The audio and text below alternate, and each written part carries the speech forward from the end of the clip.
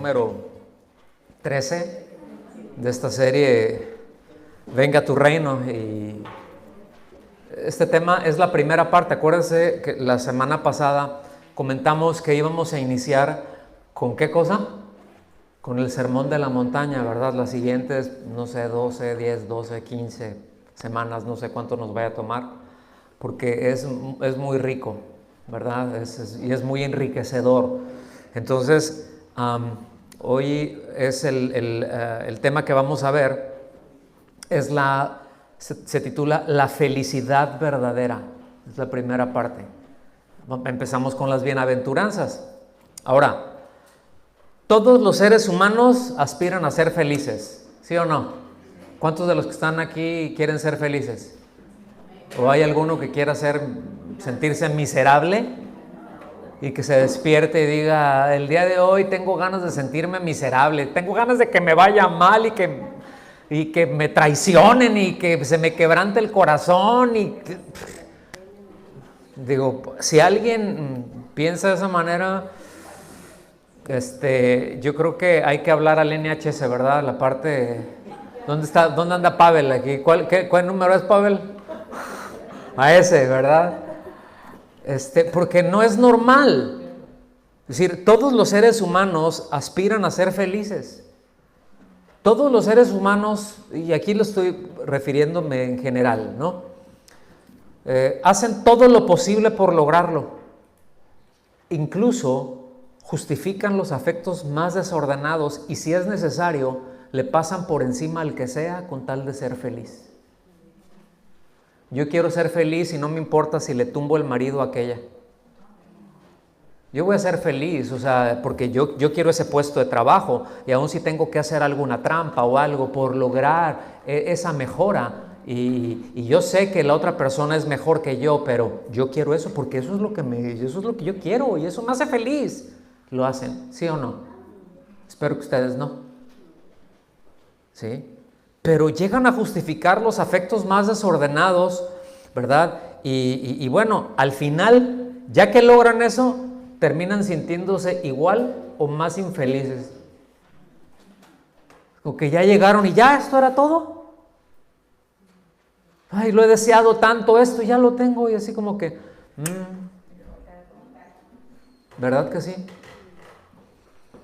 Ahora, el hecho de desear ser feliz es algo genuino, hermano. Es decir, es algo que está ahí, es algo que es genuino.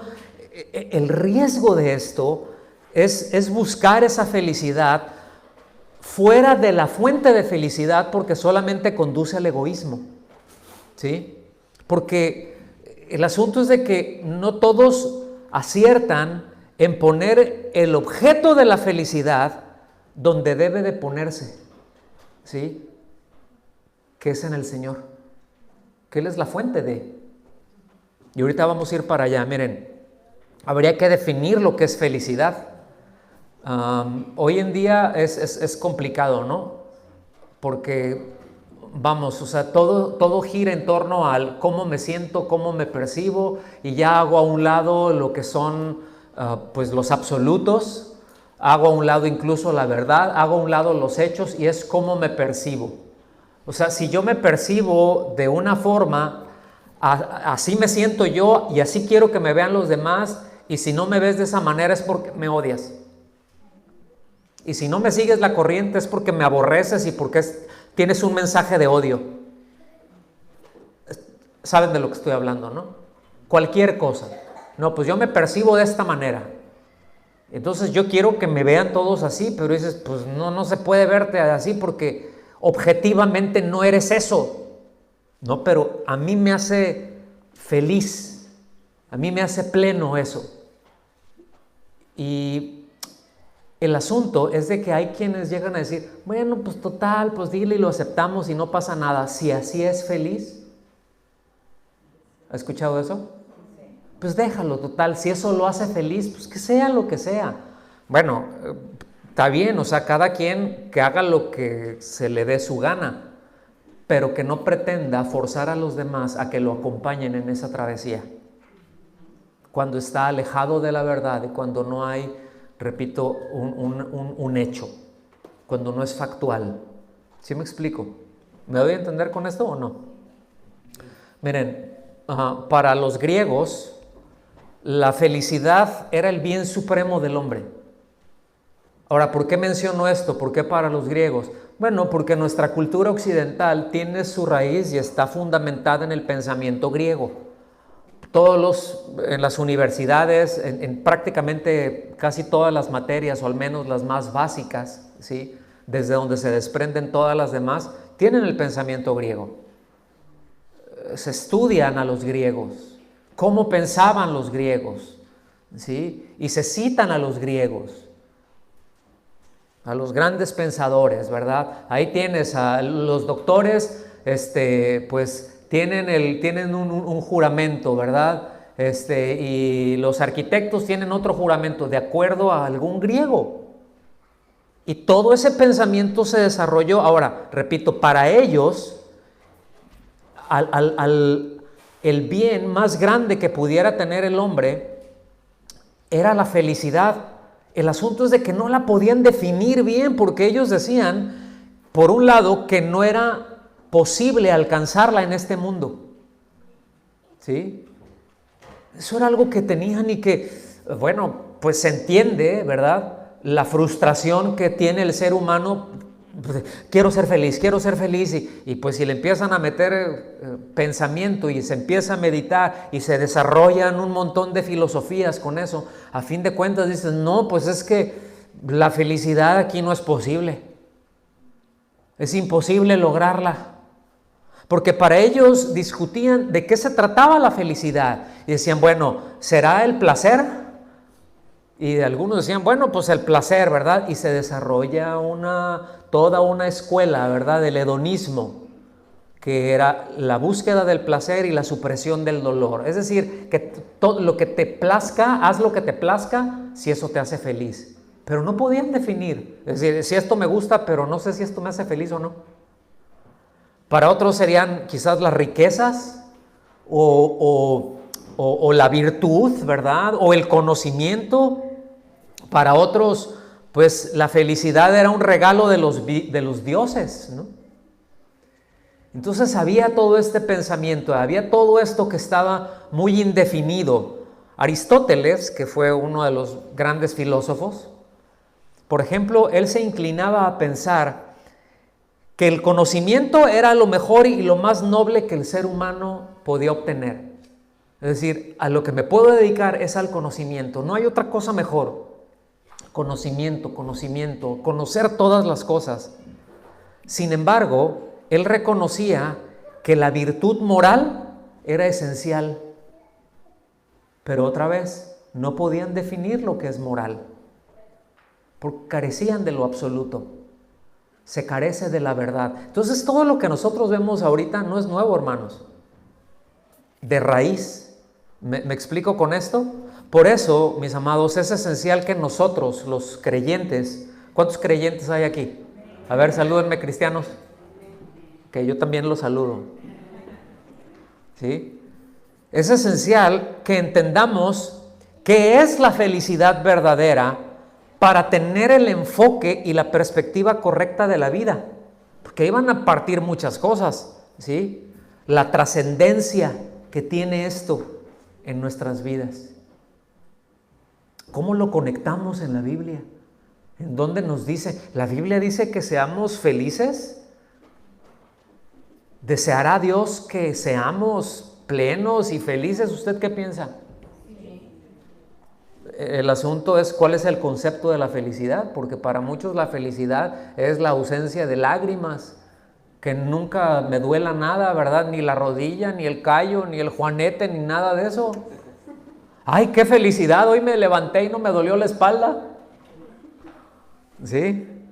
¡Ay, qué felicidad! Me acordé de todo y no se me olvidó, dejé las llaves porque las dejo por ningún lado, ¿verdad? Y cosas así, pero es importante. Entonces es tan importante, fíjense bien, la felicidad verdadera es tan importante que el mismo Señor Jesucristo fue la primer bendición que estableció como base para la conducta del reino de Dios. Esas son las bienaventuranzas. Eso es lo que quiere decir bienaventurado. Pero ahorita vamos a echarnos un clavado un poquito más adentro, ¿les parece bien? Entonces, antes de entrar ya de lleno ahí, en Mateo, ¿verdad? Abra su Biblia ahí en Mateo. Evidentemente vamos a ir al capítulo 5, pero vamos a andar en otras partes de Mateo. Pero ahí ténganlo. Antes de entrar por ahí, yo quiero darles cuál es el contexto del cual Mateo en el que está hablando, y en el cual el Señor Jesús, como lo vimos la semana pasada, ¿verdad? Dice que se subió al monte y bueno, ya estuvo orando y después ya se sentó, ¿verdad? Y empezó a hablar con sus discípulos y les empezó a decir, y lo primero que empieza a decir, ¿verdad? Bueno, son las bienaventuranzas. Y ellos lo escuchaban con mucha atención, pero también la gente que iba ahí porque tenía necesidades. Y el Señor suplía esas necesidades, ¿verdad? Y querían pues escucharlo, y a este joven rabino, a este joven maestro, querían tocarlo, querían ver, pues algunos a lo mejor no les interesaba lo que decía, pero les interesaba que lo sanaran. ¿Sí me explico? Y hay gente, no me voy a meter por ahí, pero que se acerca al Señor por distintas razones. Sin embargo, Él se está dirigiendo a los discípulos y los demás estaban escuchando ahí. Entonces, es muy importante saber que en el tiempo y entender que en el tiempo del Señor, la enseñanza que principalmente recibía la gente no era de las Escrituras, no era la exposición de las Escrituras. Es decir, aun cuando iban a las sinagogas y se leía por ahí algún pasaje, no eran las Escrituras lo que se les enseñaba a la gente, no era la fuente de la enseñanza, sino mayormente estaban las enseñanzas, todo lo que recibía pues, los judíos, eran mayormente escritos de discusiones rabínicas. Lo que fulanito rabino dijo, comentarios pues. Fulanito tema, ¿verdad? Tal rabino dijo tal, pero también se iban, eran esos comentarios en cuanto a interpretaciones que tenían de la ley, y hoy muchas veces no nos alejamos mucho de eso, y debemos de tener mucho cuidado. Hago un paréntesis, porque muchas veces dicen, quiero algún comentario bíblico, ¿verdad? ¿Qué Biblia? Sí, está buena, y alguna Biblia de estudio que tenga sus comentarios. Miren, los comentarios están bien, pero los comentarios son solamente eso, son comentarios. Lo importante es lo que dice la Biblia, no los comentarios. Y muchas veces nos vamos más por los comentarios y estamos más preocupados por qué es lo que dice fulanito y qué es lo que dice sutanito y qué es lo que dice perenganito, y nos olvidamos de lo que dice la Biblia y entramos en esta trampita. Porque los rabinos también, repito, era en base a comentarios de interpretaciones bíblicas, pero también en base a las tradiciones, ¿sí? En base a las tradiciones orales. Habían muchas escritas, pero habían muchas orales. A las costumbres, a historias, incluso leyendas. Posteriormente el Talmud y el Mishnah, ¿verdad? Por ejemplo, escritos que andaban por ahí, que no eran las escrituras. Entonces, debido al resultado de esa enseñanza, fíjense, ¿cómo estaría la gente que por años, siglos, recibiendo esas enseñanzas? Bueno, déjenme decir, los últimos 2 siglos antes del Señor, al menos los últimos 170, 180 años antes del Señor, es lo que estaban por ahí, recibe y recibe. Y para nosotros decimos, ay, pues no es ni tanto, pero 150 años son muchos, Pues si usted se pone a pensar ahorita, a ver, tírese para atrás 150, 160 años, ¿en dónde se coloca? Y si eso es lo que se está recibiendo y recibiendo y recibiendo, pues produce una carga en la gente. Veíamos la semana pasada que las enseñanzas producen y que debemos de tener mucho cuidado, ¿verdad? Por eso el Señor les dice ahí en Mateo 11, versículos del 27 al 30, dice, todas las cosas me fueron entregadas por mi Padre, y nadie conoce perfectamente al Hijo sino al Padre, y ninguno conoce perfectamente al Padre sino el Hijo, y aquel a quien el Hijo resuelva revelarlo. Qué tremendo, ¿no? Entonces, el versículo 28 dice, este es más conocido: venid a mí, todos los que estáis fatigados y cargados, y yo os haré descansar. Llevad mi yugo sobre vosotros y aprended de mí, que soy manso y humilde de corazón, y hallaréis descanso para vuestras almas, porque mi yugo es cómodo y mi carga ligera. Fíjense lo que les decía a la gente. Porque luego vemos esto: venid a mí todos los que están fatigados y cargados, ¿verdad? Cansados, trabajados, y yo los haré descansar.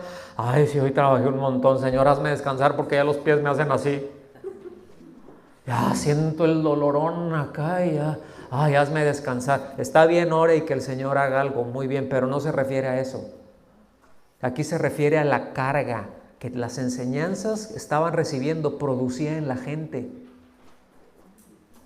¿Sí? Se sentían cargados, se sentían cansados por todas esas enseñanzas, porque todas las enseñanzas se basaban en tú lo puedes, tú lo puedes, tú lo puedes lograr. O si no lo logras estás mal, te falta fe. Si tú no prosperas, te falta fe. ¿Ustedes piensan que ese mensaje es nuevo, que tiene 30 o 40 años? Hace 30 o 40 años lo retomaron, pero eso era mucho de lo que predicaban los fariseos. ¿Sí? Yo sigo al Señor y vean qué bien estoy. Hagan lo que nosotros, y la gente quería ser como ellos, pero no podían. Y eso va produciendo una carga y un cansancio. Y les dice el Señor en otras palabras: salud, déjense de eso, vengan a mí, yo los voy a hacer descansar. Porque mi yugo, ustedes saben lo que es un yugo, ¿verdad? Es lo que se le ponía a los animales para arar, a los bueyes, a las mulas o a los burros o lo que fuera, ¿sí? Pero es eso lo que se le ponía. Entonces, ahí los andaban, quítense ese yugo, ¿sí? El yugo conmigo es cómodo, mi carga es ligera, yo voy con ustedes, ¿sí?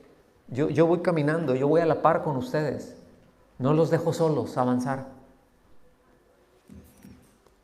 Entonces, el resultado de una enseñanza, mis amados, repito mucho la idea de la semana pasada, que no sea la exposición de las Escrituras, es decir, que se fundamente en cualquier otra cosa, aunque sea el comentario del hermano más ungidote que haya, es su comentario y nos ayuda a ver otras perspectivas y todo eso. Pero es un comentario, no es palabra de Dios, no es inspiración divina, es comentario nada más. ¿Me está siguiendo? Yo lo que lo quiero animar es: vaya a las Escrituras. Oye, entonces los comentarios no son importantes. Claro que lo son. Los maestros son importantes, es una bendición. Pero lo que me define no debe ser lo que el maestro dice, su propio comentario, su propia conclusión. Lo que me define es lo que Dios dice. ¿Me explico con eso, hermanos? Y eso es muy importante. No me quiero regresar, no quiero ahondar en ello, ¿sí? Pero cualquier otra cosa que no sea las Escrituras, cualquier otra cosa que no sea la palabra de Dios, no tiene capacidad de dar vida, no tiene capacidad de impartir gracia, no tiene capacidad de dar fortaleza al que lo está recibiendo. No tiene esa capacidad. Por eso el Señor Jesucristo les dice allá, anote la cita, yo se los leo rápido, en Juan 6:63 dice: el Espíritu es el que da vida.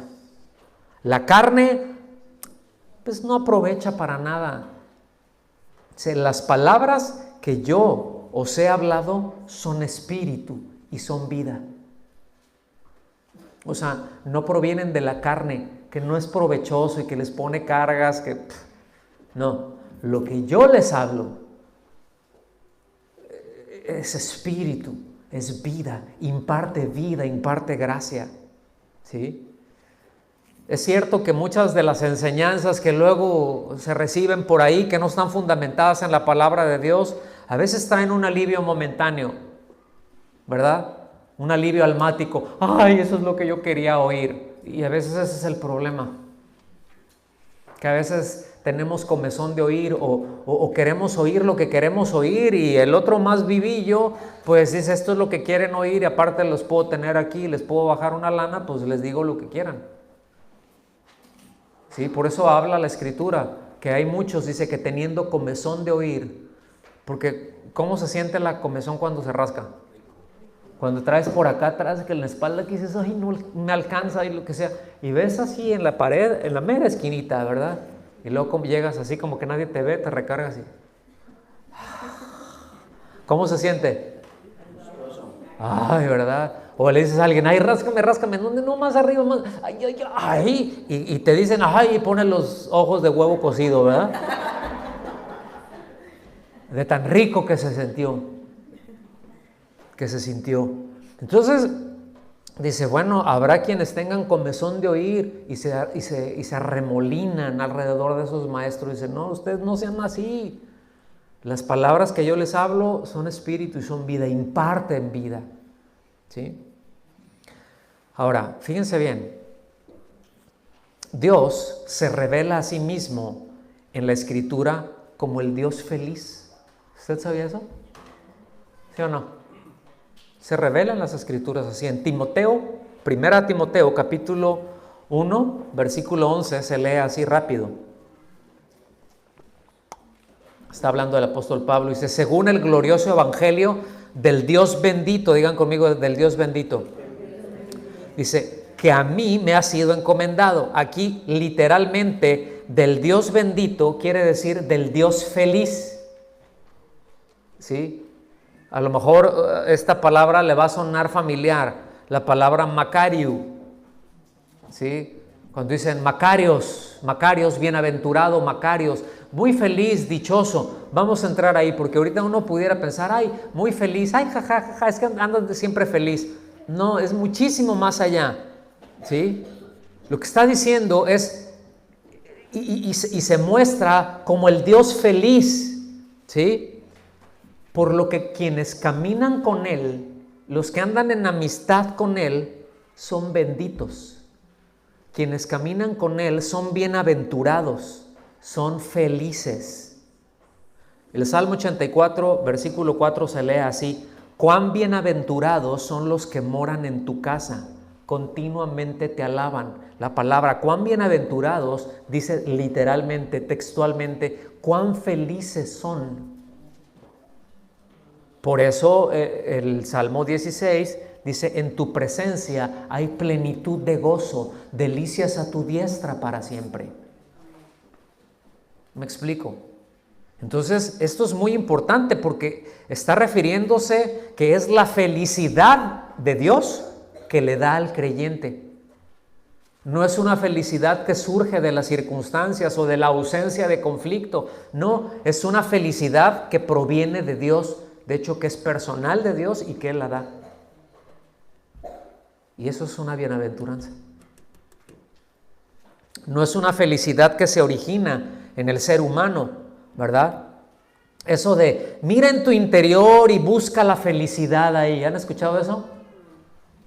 Es que ahí está la felicidad, está en el fondo, pero bien al fondo, como en el del Titanic. ¿Sí?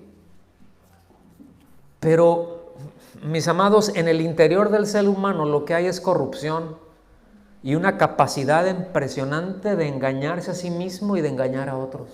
Eso es lo que hay. En primer lugar, engañarse a sí mismo y después engañar a otros. En muchos casos pretender hacerlo. Entonces, el sermón del monte o el sermón de la montaña, el Señor empieza por establecer que la base para recibir y para disfrutar las bienaventuranzas se encuentra precisamente en una relación íntima con quien da la vida, ¿verdad? Y con quien imparte su bendición. Es decir, Dios le da su felicidad personal a todo aquel que cree en Él. Mediten eso. Dios le da su felicidad personal, ¿sí? Le comunica por medio de su vida esa felicidad personal a todo aquel que cree. Yo sé que si les pregunto, ¿alguien me pudiera decir de memoria Juan 3:16? Se levantarían muchas manos y muchos lo dirían, ¿cierto? De tal manera, porque de tal manera amó Dios al mundo, que ha dado a su Hijo unigénito, para que todo aquel que en Él cree, no crea, es todo aquel que en Él cree. Cuando dice todo aquel que en Él crea, eso es una posibilidad de creer, la conjugación, pero que en Él cree ahorita. Si no es para después, es para ahorita. No se pierda, mas tenga vida eterna. Vida eterna es la vida de Dios, esto ya lo hemos hablado. Entonces Él nos comunica aún eso y su felicidad personal por medio de su vida, ¿sí? Y ahorita vamos a ver un poquito más para allá, porque es que la felicidad del creyente, hermanos, no consiste solamente en poseer la verdad y conocerla.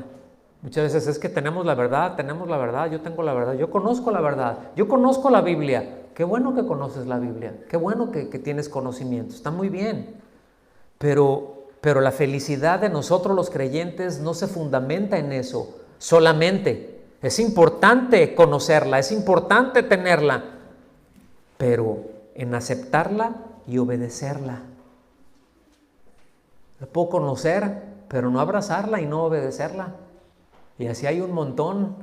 Espero que no seamos de esos, ¿sí? Y es que el que cree en Dios y le crea a Dios, ese es verdaderamente feliz. No nada más que crea en Dios. No, yo creo en Dios. No, el asunto es, ¿le cree a Dios?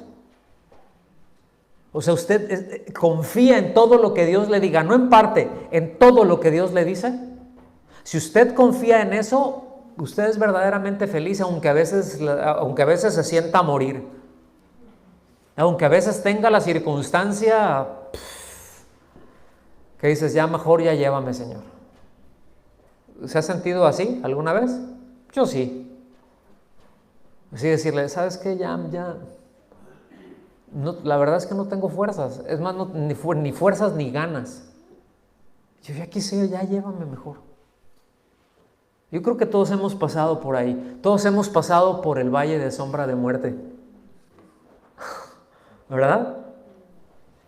Dice, pero tú estarás conmigo. Tu vara y tu cayado me infunden aliento. Pues sí, y ahí ya viene el Señor y yo le abro mi corazón, yo le echo, ay Señor, ya estuvo. Y el Señor es como que, bueno, ¿y tú crees que, o sea, que eso depende de ti? O sea, si yo quisiera tener, yo te voy a tener aquí en el momento en que yo te quiera tener aquí. Entonces, pues ya me quedo así como que, ok. Pero ya me gustaría que quisieras ya, Señor, ¿verdad? Porque a veces, porque no nos gustan los conflictos, porque no nos gusta el dolor, aunque muchas veces el Señor nos enseña a través de él. ¿Sí? Esas son de las cosas que luego en el pensamiento griego era difícil conciliar eso. No, pues eso no es feliz, ¿cómo dolor y después de eso viene felicidad? O sea, ¿cómo se puede conciliar eso? Pues no se puede conciliar, la mente humana no lo puede conciliar, pero el Dios de toda gracia sí. ¿Me explico? ¿Sí o no? Entonces, fíjense, para entenderlo de una forma un poco más completa, nosotros vemos las bienaventuranzas en Mateo, en el capítulo 5, del versículo 3 hasta el versículo 12. Bienaventurados, ¿verdad? Bueno, también está en Lucas, en el capítulo 6, de los versículos 20 al 26. Son las mismas bienaventuranzas, pero tienen un orden distinto. Y escúchenme muy bien, evidentemente Lucas lo ordena de una manera cronológica, pero en Lucas, en el capítulo 6, del versículo 20 al 26, le repito, las bienaventuranzas las contrasta con los ayes. ¿Cuántos saben lo que son los ayes? Ay de aquel, ay de ti, ay de aquellos. ¿Estamos aquí? Esos son los ayes, así se conocen. Entonces hace esa diferencia entre muy feliz, entre una felicidad verdadera y un dolor verdadero. Ay de aquellos que rechazan, ahí será el crujir, el lloro y el crujir de dientes. En otras palabras, ese sí va a ser dolor. Ahí sí va a haber dolor. Ay, que ahorita aquí en la tierra, no, eso no es nada. Ahí será. ¿Me está siguiendo o no? Entonces está ese contraste. Y es muy significativo porque entonces nos ubica en la realidad de los extremos opuestos. La vida en Cristo y la vida en la naturaleza caída. Está en esos dos. Y te pone, esto es blanco y negro, no hay tonos grises. ¿Sí? Entonces las bienaventuranzas, mis amados, no son piadosas esperanzas de algo que puede ser. Ay, bienaventurado, ay, sí. Bueno, pues ya después, ¿verdad? Ya luego. Como, yo no sé si a ustedes les ha tocado, pero luego compartes, estás hablando con algún hermano, con alguna persona, y ves que están, pues, en dolor, ¿no? Y tú sabes que la única salida es el Señor. Y ellos lo saben, y que muchas veces la única salida a ese dolor es el arrepentimiento. Y que a veces Dios permite que lleguen y que uno toque fondo y que tenga un dolor muy profundo para que levante los ojos al Señor y venga en arrepentimiento. Pero algunos dicen, como decía Agustín Hipona antes de convertirse, sí, yo sé que estoy mal y que debo de arrepentirme, pero todavía no. Entonces todavía aquí le sigo. Y bueno, pues eso ya después es como aquel que dice, pues tengo un tremendo dolor y lo único, ¿verdad? Que me calmaría pues es ir ahí al médico y que haga algo, pero entonces el otro le dice, pues vamos, te llevo. Dice, no, todavía no, ya que se me pase, vamos. Y muchas veces así somos. ¿Sí? Me estoy sintiendo mal, pues vámonos ahorita. ¿Para qué me espero a sentirme peor?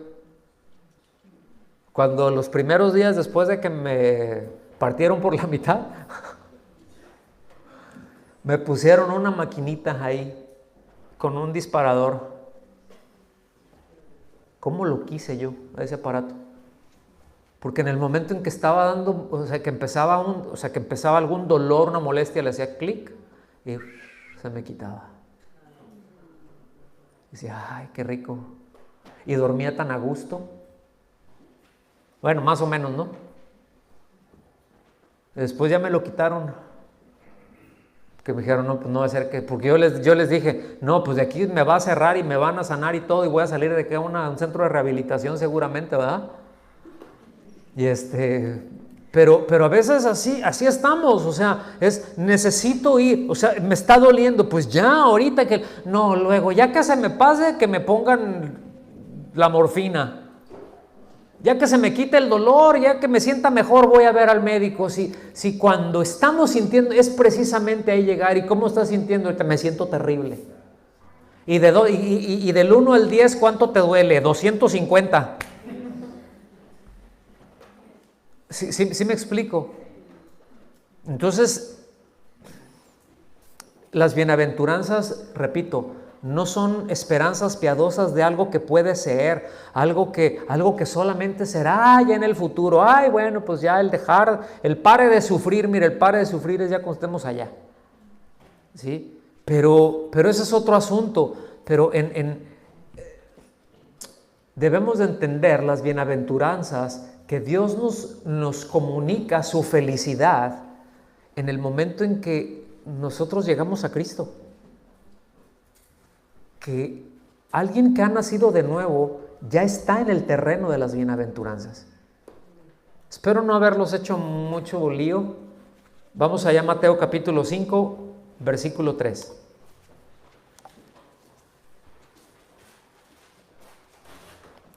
Mire, si todo lo que le dije le sirvió para entender que bienaventuranza es cuando Dios nos comunica su felicidad, me doy por satisfecho. ¿Quedó claro eso? Amén. Todo lo que dije era para llegar a ese punto. ¿Ok? Mateo 5, versículo 3 dice, bienaventurados los pobres en espíritu. Literalmente es en el espíritu. ¿Sí? Bienaventurados los pobres en espíritu, pues de ellos es el reino de los cielos. La primera condición entonces que establece para disfrutar la felicidad verdadera empieza por el reconocimiento de la condición personal. ¿Sí? Y miren, mis amados, eso es humildad. Humildad no es autoflagelación. Ay, yo soy un perro miserable, lleno de llagas. Soy una llaga podrida. ¿Sí? Soy la pulga de una pulga. Y el otro, ay, qué humilde es el hermano. Eso no es humildad. Humildad es reconocer su condición. Es decir, esta es mi condición. ¿Sí? Es reconocer su miseria. Es reconocer su incapacidad. Eso es humildad. Y bueno, ya hablaremos más de eso también, ¿verdad? Un pobre en el espíritu, hermanos, es aquel que hace a un lado su orgullo, ¿sí? Y que ha visto la fortaleza que el hombre tiene, la fortaleza que él tiene, que esa persona tiene, no le alcanza. ¿Sí? Que comprende que su miseria, pues, y que no puede esperar nada de sí mismo. Por eso de cree en ti mismo, tente un poquito de fe. ¿Sí? Y utilizar algunos textos bíblicos, retorciéndolos y embadurnándolos por ahí, no es más que maquillar el orgullo humano, hermanos. ¿Sí? Un pobre en espíritu es aquel que sabe que no tiene los medios ni las posibilidades para conseguir acercarse a Dios. ¿Qué puedo hacer? Lo mejor que puedo hacer es ser religioso. Y el Señor dice, miren, sus mejores obras de justicia, dice, para mí son trapos de inmundicia. Y yo se los he explicado. Trapos de inmundicia van en dos direcciones, ¿verdad? Eran los trapos o los vendajes que se ponían los leprosos para detenerse la carne. Y bueno, pues en tanto se le caía el pedazo, pues ahí esa venda, esos trapos, pues recogían todos los jugos que le iban saliendo. Pero también un trapo de inmundicia, pues es lo que se ponían, o que se conocen como trapos menstruales. Dice, mira, lo mejor que puedes hacer para mí es como eso, o sea, me da asco. Un pobre en el espíritu es el que reconoce eso, lo mejor que yo pueda hacer. Mis mejores obras de justicia le dan asco a Dios. No tengo manera de salir de esta condición. ¿Sí? Entonces reconoce su dependencia absoluta de Dios para su cuidado, para su salvación, para su provisión, para el sustento en todo, cosas materiales e inmateriales. Porque luego como creyentes nos pasa algo muy curioso. Sí creemos en Cristo y ponemos nuestra confianza en Cristo para la salvación eterna, y a veces no confiamos para la provisión del día de hoy, y nos andamos afanando y andamos todos mortificados, y hasta hacemos a un lado nuestra comunión con Dios buscando aquello que solamente puede venir del Señor, tratando de conseguir aquello que Dios nos quiere dar. ¿Sí? No sé si me estoy dando a entender con esto. Un pobre en espíritu, hermanos, es el que confiesa su pobreza y que a partir de ahí, es decir, es que la verdad estoy bien miserable, y que a partir de ahí descansa en la gracia de Dios, porque sabe, porque entiende la promesa de Dios, que la gracia nunca se le va a acabar, porque son las abundantes riquezas de su gracia. Porque Dios no acorta la mano con su gracia. No acorta la mano tampoco en su misericordia. ¿Y su misericordia cómo es? Son nuevas. Dice, tus misericordias son tan... hasta los cielos. ¿Qué tan alto es el cielo? Bueno, pues hasta allá llega tu misericordia. Y mañana empieza otra vez. O sea, no caducan. En el sentido... bueno, sí caducan, si lo vemos en el que es todos los días, ¿no? Pero el punto es, se extiende todo el tiempo. Todo el tiempo contamos con la misericordia. Es el Dios de toda gracia. y es la gracia de Dios. ¿Sí? Entonces tenemos al Dios de toda gracia. ¿De cuánta gracia? Toda. ¿Y cuánto es toda? Toda.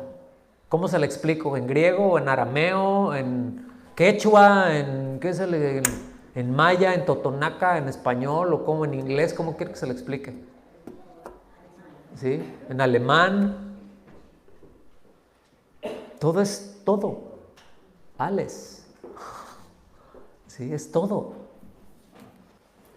Es el Dios de toda gracia. Toda la gracia está en Él. Entonces, sabe que la mano de Dios no se va a cortar y puedo descansar ahí, porque yo me puedo equivocar, porque no tengo por qué buscar y afanarme en algo que Dios quiere darme. No sé si me explico. Entonces, el asunto es que ser pobre en espíritu no queda solo en reconocer la condición.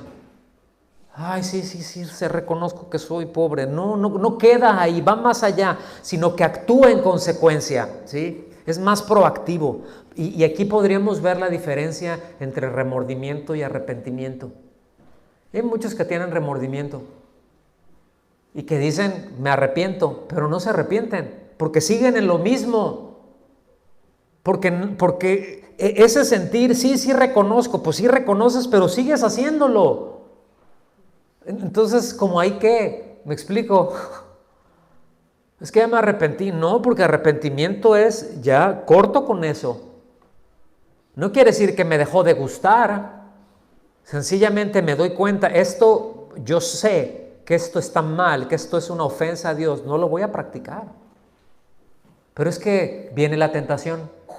Acuérdense, sí, pero a ti te gusta mucho. Oh, pero lo necesitas. ¿Ya te fijaste en tal cosa? Y viene la tentación. ¿Saben de lo que estoy hablando, no? Porque todos hemos pasado por ahí. Pero dices, no, aquí me mantengo. Señor, dame la gracia para estar fiel. Dame la gracia para mantenerme fiel. Tú eres el Dios fiel. ¿Sí? Y aún cuando metemos la pata hasta el cuello y decimos, ¿verdad? Y reconocemos, aún cuando nosotros somos infieles, el Señor siempre es fiel. Y su gracia es gracia sobre gracia. Y esto no estamos hablando de que, bueno, no importa lo que hagas, haz lo que se te dé la gana, porque la gracia de Dios ahí está. Eso no estamos diciendo eso. Estamos hablando de que la gracia nos lleva a vivir de acuerdo a lo que Dios establece. ¿Sí?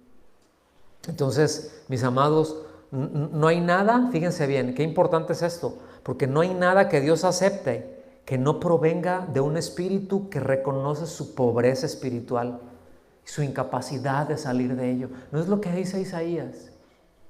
¿Sí? Es el Altísimo, el que habita con el quebrantado, con el quebrantado de espíritu, con el que se humilla. Ahí habita el Señor, con Él le gusta estar. ¿Sí? Y al altivo, ¿cómo dice? Lo mira de lejos, o sea, o sea, porque no reconoces, no te arrepientes, sigues en lo mismo. No me acerco a ti. ¿Sí? El Salmo 51, 17 se lee así, se lo voy a leer en la Nueva Versión Internacional. Dice, el sacrificio que te agrada es un espíritu quebrantado. Tú, oh Dios, no desprecias al corazón quebrantado y arrepentido. Se los leo otra vez. El sacrificio que te agrada es un espíritu quebrantado. Tú, oh Dios, no desprecias al corazón quebrantado y arrepentido. Quebrantado es humillado, que reconoce su condición.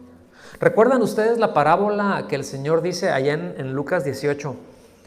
Es del 9 al 14, en donde hace una diferencia entre el publicano y el fariseo.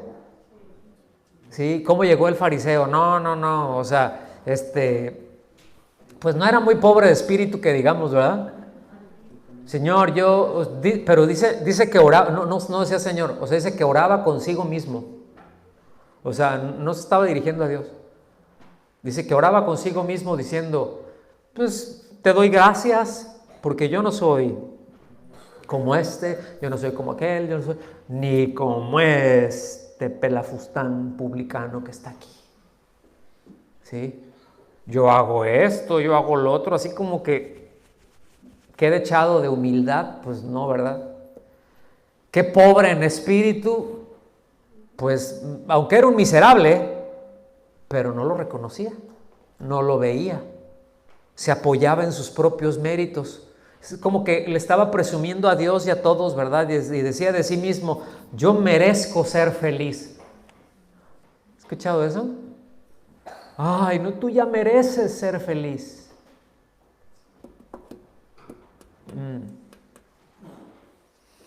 ¿Sí? Merezco que Dios me bendiga. Es una forma que estaba diciendo. Yo merezco todo lo que tengo. No lo veía como parte de la gracia de Dios. Mientras que el publicano dice que se golpeaba el pecho, ¿verdad? Por eso cuando dicen, ay, sí, muy de golpe de pecho, porque luego allá en la tienda de enfrente, como decía uno, por mi culpa. Ay, no, ya está ahí, déjenle, porque algunos ya empezaron ahí. Y otros van a decir, no, ya ahí es ecuménico, no.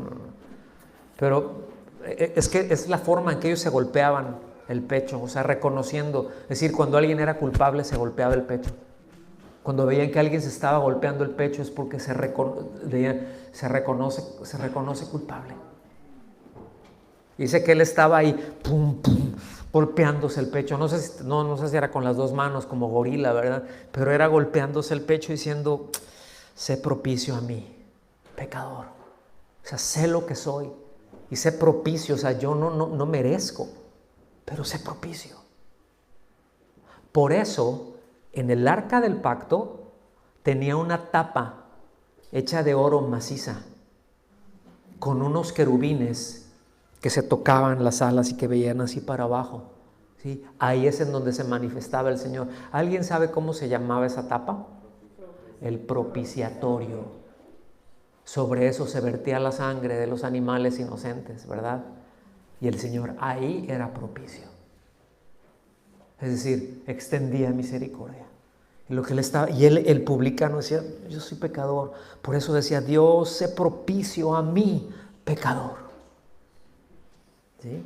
Casi inmediatamente después de eso, allá en Lucas también, en Lucas 18, ahí del 18 al 30, pues hay una historia porque termina de dar esa parábola y luego llegan con niños, ¿verdad? Y enseña la belleza de los niños en el sentido de la humildad que tienen y cómo son bien tranquilos y bien transparentes. Pues a mí me gustan mucho los niños.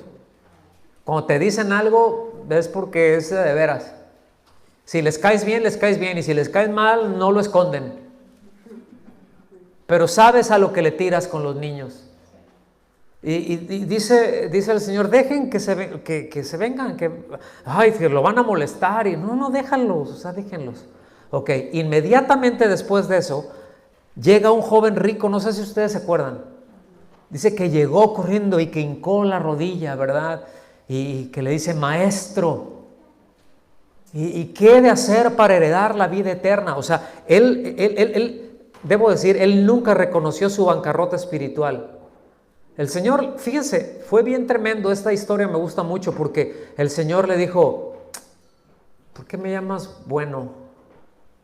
O sea, bueno hay uno, solo Dios. O sea, tú me reconoces como un maestro, pero no me estás reconociendo como Dios. ¿Por qué te postras? O sea, ¿a quién quieres apantallar? Y le dijo, pues los mandamientos, ¿sabes? Y le dijo, todo eso lo he guardado desde mi juventud. Y el Señor, como nos conoce, puso el dedo en la llaga. ¿Se acuerdan qué fue lo que le dijo? Pues vende todo lo que tienes y dalo a los pobres.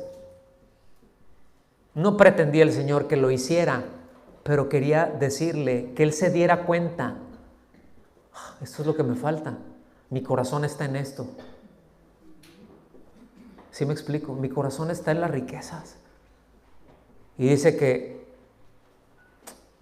se entristeció y que se fue triste, porque nadie que le da la espalda al Señor puede ser verdaderamente feliz.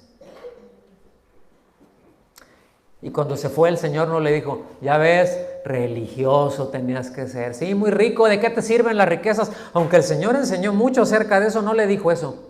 Dice que viéndolo, lo amó. ¿Cuánta gracia? ¿Cuánta gracia? Sí. Pero no reconoció su bancarrota espiritual, confiaba en sí mismo. Y aunque estaba consciente que le faltaba algo, él estaba consciente que no era feliz. Sin embargo, no estuvo dispuesto. Aquí viene la pregunta a nosotros. Usted sabe lo que le falta, como decíamos hace un rato, como cantábamos hace un rato, ¿verdad? Yo quiero volver a empezar contigo, Señor. Y a abrazar ese primer amor.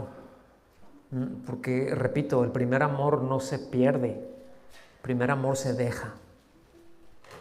Entonces, ¿qué fue lo que nos hizo dejar? ¿O qué es lo que siento yo que me hace falta? ¿Qué es lo que siente usted que le hace falta? Yo sé dónde me duele. Yo sé mis falencias, yo sé las carencias que tengo, son un montón. Ahorita le puedo presumir de un montón de ellas. Le puedo sacar un abanico así, multicolor. ¿Están aquí conmigo? Y es que, mis amados, no, es muy fácil que nos podamos apoyar en una religión, en un sistema filosófico, el que sea, porque lo podemos ver como una posibilidad para salir de una condición de pobreza espiritual. Pues yo voy a la iglesia. Por eso te encuentras muchas veces ¿por qué, Señor? Si yo voy a la iglesia, estoy leyendo, a veces diezmo, y ahí le estoy echando ganas. ¿Por qué a mí esto? ¿Por qué no? O sea, en otras palabras, yo no merezco que me esté pasando eso. Y probablemente no. Probablemente sea una injusticia lo que se está viviendo. Pero si el Señor lo permitió, ¿no será que el Señor quiere sacar lo mejor de lo peor? Que tiene esa capacidad de tornar algo que se originó en una calamidad que nunca quiso, que nunca deseó, pero sin embargo en esa abundante gracia para todo aquel que le ama, aunque esté pasando por una injusticia, puede decirle, tranquilo, o sea, ahorita yo sé que no lo ves porque estás todo dolorido, y cuando uno está todo dolorido ni lo ve ni lo siente. Es como cuando uno va al dentista, ¿verdad?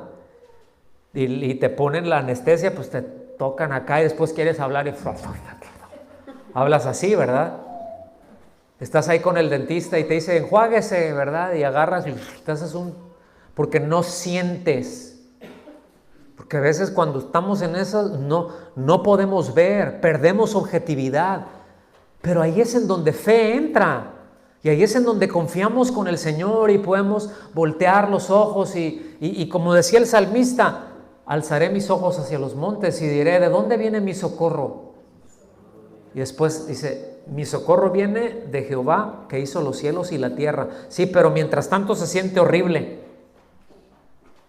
Pero no es para siempre, hermanos. Y aún en medio de todo eso, podemos tener la felicidad del Señor. Podemos ser bienaventurados. Y lo seguiremos viendo más adelantito. Pero, repito, esa sensación, ¿verdad? De la religión que da es de esa falsa piedad, de esa justicia personal que luego son como las drogas, ¿no? No estás bien, pero te sientes bien por un momento. Y cada vez se hace más religioso. Y cada vez quiere hacer más cosas. Y cada vez quiere hacer más y meterse en más actividades porque eso lo hace por algún momento olvidarse y sentirse bien. Pero el problema no está ahí. No sé si me estoy dando a entender, hermanos. Otros pueden considerar a los recursos materiales o los recursos académicos como la base de la felicidad, aún como la base de su identidad, ¿verdad? Mi hijo, estudie, y está bien que estudie, vayan a la escuela, terminen una carrera y si pueden seguir con un posgrado, gloria a Dios. Pero para honrar al Señor, no porque vaya a la escuela y ponga un trabajo y gane dinero para que sea alguien en la vida. ¿Han escuchado eso también? Es para que seas alguien en la vida, como si el tener una carrera o el tener una empresa o que te vaya muy bien, eso te hace ser alguien. Y por eso alguien así no se puede explicar cómo alguien que para sus ojos sea un don nadie, ¿sí?, pueda ser dichoso, pueda ser feliz, pueda estar pleno, ¿sí? Y terminan codiciando su vida, su familia, su esposa, su esposo, todo lo que tienen. Lo pueden tener todo, pero no tienen eso. Y no se explican por qué. Y lo codician, y si tienen que destruir, lo hacen, porque quieren ser felices. Y porque no les importa nada, ni les importa a nadie. Porque son unos miserables. ¿Está conmigo? El Señor advirtió continuamente a no confiar en los recursos propios, ¿sí?, materiales o no. Cualquier cosa que lo haga sentir que no tiene necesidad de nada ni de nadie, es decir, un ídolo. No necesito nada, ¿sí? Y siempre fue muy claro el Señor en esa enseñanza de que la vida del hombre no consiste en la abundancia de los bienes que posee. ¿Verdad que fue muy claro? ¿Verdad que advirtió mucho? Hay de los ricos, es decir, de los que confían en la riqueza. Hay de aquellos que piensan que porque tienen, ya la hicieron. Que porque otra vez era el pensamiento predominante en su tiempo. Tú tienes mucho dinero, tú eres un rico, estás bien delante de Dios. Y el grueso de la población, el pobre, ¿verdad? Pues ¿qué decía? Pues miserable de mí, ¿cómo le hago? Pues ya Dios me reprobó y pues quiero ser como esos que están ahí, como mencioné al principio. Y en torno a eso giraban las enseñanzas. Y el Señor le dice, no. Hay de aquel que confía en sus riquezas. Hay de aquel que confía en sus propios recursos. Y esto, repito, no solamente incluye en las cosas materiales, porque alguien puede tener muchos recursos. Hay de aquel que se siente muy vivo, que puede salir de cualquier situación, que puede esquivar a Dios y no pasa nada, yo ya me la sé, yo soy muy hábil y yo soy muy astuto.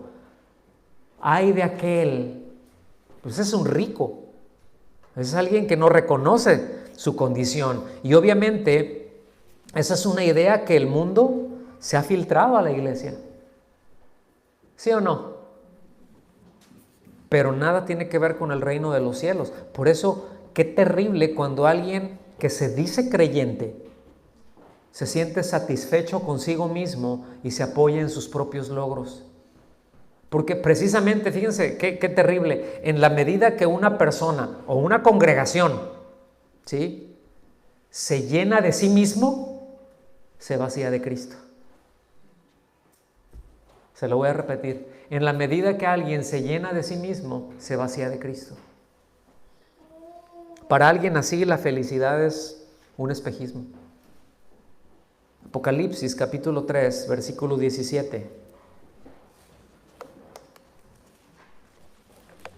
Se los voy a leer en la Nueva Biblia Viva, en esa versión dinámica. ¿Pero se acuerdan de la iglesia de la Odisea? ¿Sí o no? No, les va súper bien todo. No, muy bien. ¿Y cómo están? No, súper. ¿Sí? Y el Señor les dice, tú dices, soy rico, tengo lo que deseo, no necesito nada. Fíjate, qué terrible condición. No necesito nada, tengo lo que necesito, tengo lo que deseo, puedo obtenerlo. ¿Sí? A veces ese soy rico, repito, no quiere decir tengo mucho dinero, pero puedo conseguir lo que quiera. Lo que desee lo puedo conseguir. ¿Sí? Y el Señor le dice, ¿y no te das cuenta que eres un infeliz? Así se dice, así lo tradujeron. ¿No te das cuenta que eres un infeliz, un miserable? Por eso dije el otro hace un momentito. Un miserable, pobre, ciego y desnudo. O sea, no tienes nada.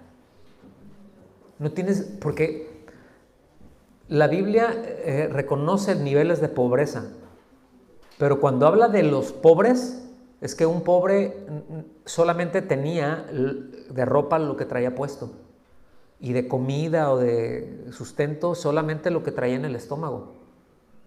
No podía aspirar. Ese era un pobre, ese era un mendigo. ¿Sí? Pues aquí les dice, ni eso tienes, estás desnudo, eres miserable. Y evidentemente es alguien que no estaba en comunión, es alguien que no estaba en amistad, es alguien que no estaba en intimidad con Cristo.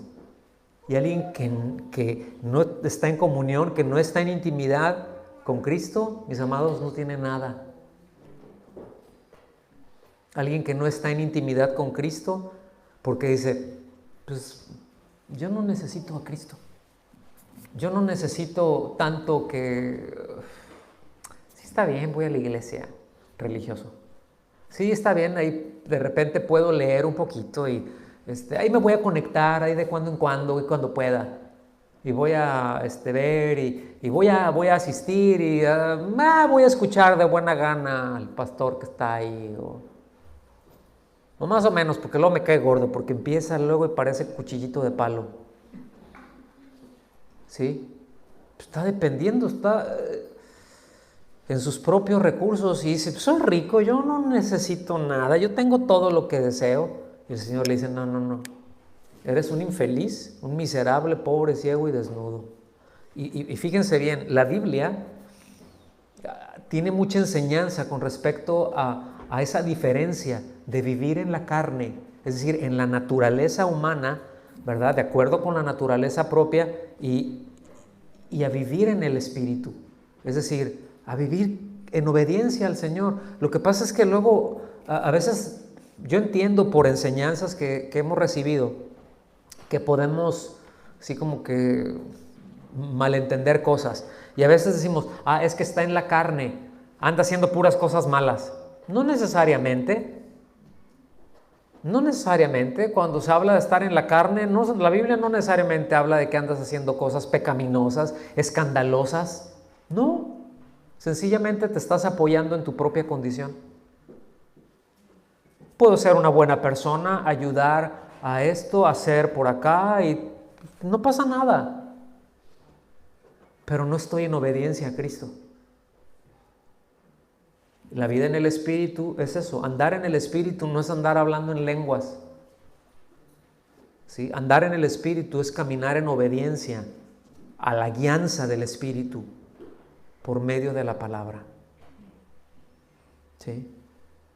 Les voy a leer Romanos 8, 7 y 8, porque, mis amados, el asunto es que andar en la naturaleza propia, en los recursos propios, ahora sí que pues es una humildad fingida que llega a aparentar santidad, ¿sí? Pero en independencia de Dios. Por eso a mí luego hay cosas que por eso luego me causan las cosas externas. Luego a veces cuando alguien piensa que porque...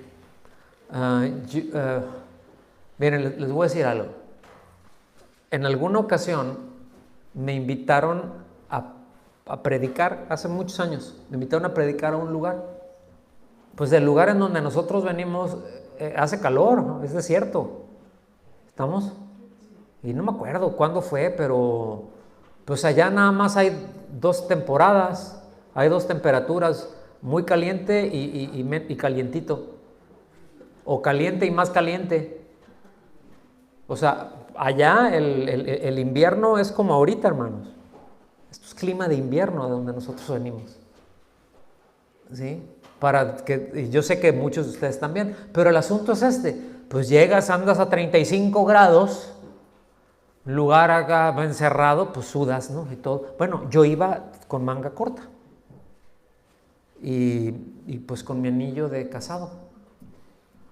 Bueno, era de un lugar en donde ya después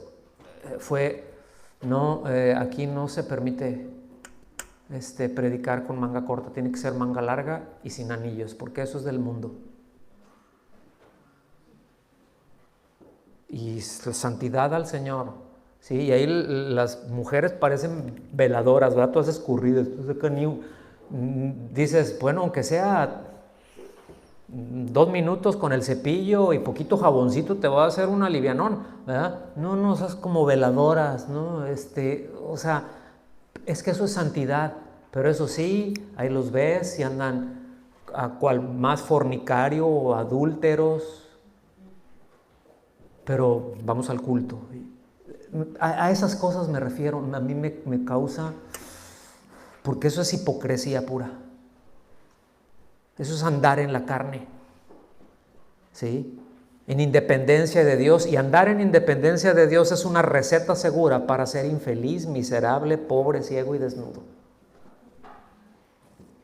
Romanos 8, 7 y 8, se los leo también en la Nueva Biblia Viva, dice: porque la naturaleza pecaminosa siempre se rebela contra Dios, tarde o temprano. Nunca ha obedecido la ley de Dios y nunca podrá obedecerla. Por eso, los que viven de acuerdo con su naturaleza pecaminosa jamás podrán agradar a Dios.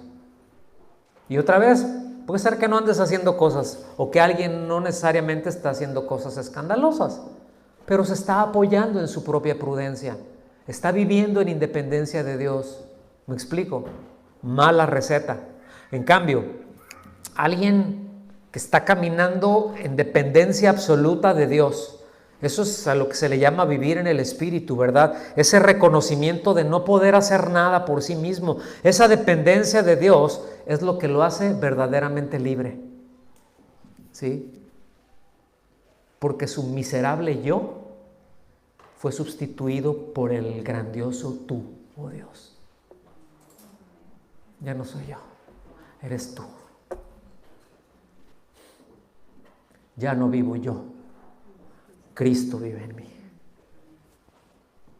¿Se dan cuenta? Pues ya no vivo yo, Cristo vive en mí. ¿Lo puede decir usted eso? Ya no vivo yo, Cristo vive en mí. Y eso es algo que nos tenemos que recordar y a veces luchar con eso, ¿sí? Pero estos son pobres en el espíritu y son felices porque saben que todas las cosas le ayudan a bien, que todas las cosas los van a ayudar a parecerse a Cristo. Y como lo hemos dicho, el proceso no se siente bien. Cuando uno está en medio de la olla de grillos no hay tranquilidad, ¿sí? Pero sabemos que eso va a acabar y sabemos que en el momento en que salgamos de ahí, que pasemos por eso, sea mucho o sea poco el tiempo que estemos ahí metidos, pero cada día nos vamos a ir pareciendo más a Él, ¿sí? Escuche bien lo que le voy a decir y termino con esto. Esos pertenecen a ellos o ellos pertenecen al reino de Dios. Es decir, bienaventurados los pobres en espíritu, ¿sí? Pobre en espíritu, pertenecen al reino de Dios. Es decir, el reino de Dios es en donde ellos viven, pero algo más allá. Les leo lo mismo que leímos ahorita y algo que a mí se me hace muy, muy poderoso, hermanos, porque es la palabra de Dios. Escuche bien. Bienaventurados los pobres en espíritu. ¿Cuántos pobres en espíritu hay? Dice, fíjense bien, dice, pues de ellos es el reino de Dios. De ellos es el reino de los cielos.